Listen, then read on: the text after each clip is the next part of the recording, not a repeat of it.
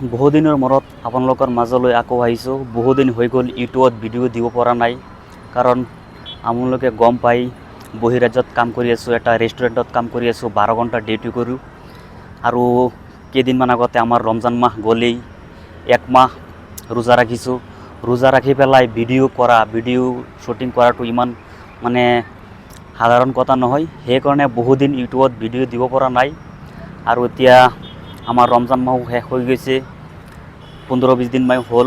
এতিয়া হাতত অকণমান সময় পাইছোঁ, সেইকাৰণে আপোনালোকৰ মাজলৈ আহিছোঁ।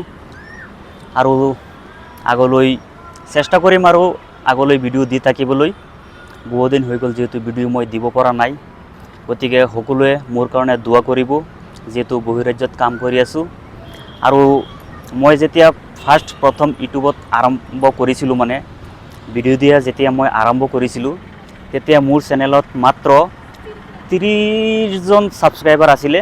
এতিয়া আপোনালোকৰ ছাপোৰ্টত, আপোনালোকৰ দুৱাও আশীৰ্বাদত এতিয়ালৈকে মোৰ চেনেলত প্ৰায় 340 জনমান ছাবস্ক্ৰাইবাৰ আছে। আৰু আপোনালোকক মোৰ অন্তৰৰ পৰা বহুত বহুত ধন্যবাদ দিছোঁ। মোৰ চেনেলটো ছাবস্ক্ৰাইব কৰাৰ কাৰণে বহুত বহুত ধন্যবাদ দিছোঁ। চ' এইখিনি আজি ক'ব লগা আছিলে। আগন্তুক আপোনালোকে ৰেগুলাৰ ভিডিঅ' পাই থাকিব, চেষ্টা কৰিম ৰেগুলাৰ ভিডিঅ' দিবলৈ। গতিকে মোৰ কাৰণে দোৱা কৰিব। ধন্যবাদ।